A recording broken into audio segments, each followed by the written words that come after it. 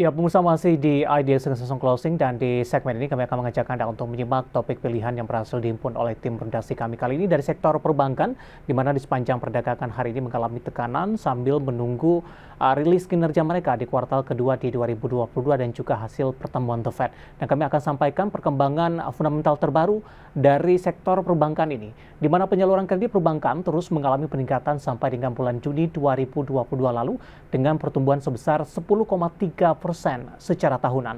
Lantas, apa yang menjadi pendorong kinerja penyaluran kredit tersebut? Mari kita simak informasi selengkapnya dalam tayangan berikut ini. Bank Indonesia dalam laporan analisis uang beredar Juni 2022 menyatakan penyaluran kredit perbankan terus menunjukkan performa yang terbaik, di mana realisasi penyaluran kredit sepanjang bulan Juni 2022 tercatat sebesar Rp6.156,2 triliun.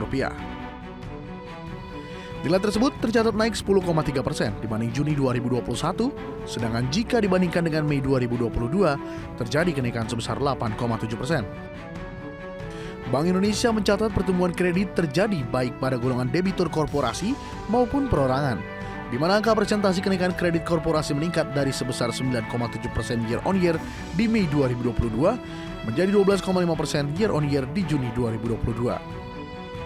Sementara itu, kredit untuk perorangan pada Juni naik 9,4% year on year, atau sedikit lebih tinggi dari pertumbuhan di Mei yang sebesar 9% year on year. Yang menarik, penyaluran kredit sektor properti pada Juni 2022 tumbuh 5,0% year on year, atau lebih rendah dibandingkan bulan sebelumnya yang sebesar 5,9% secara year on year.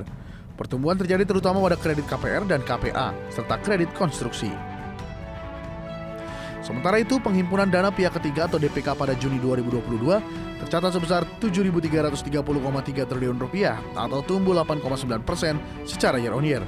Capaian ini melambat dibandingkan bulan Mei 2022 yang meningkat 10,1% year on year. Bank Indonesia mencatat perkembangan DPK terutama disebabkan oleh perlambatan seluruh jenis simpanan, yakni giro, tabungan, serta deposito. Dan berdasarkan golongan nasabah, perlambatan simpanan terjadi baik pada golongan nasabah perorangan maupun korporasi, khususnya pada giro.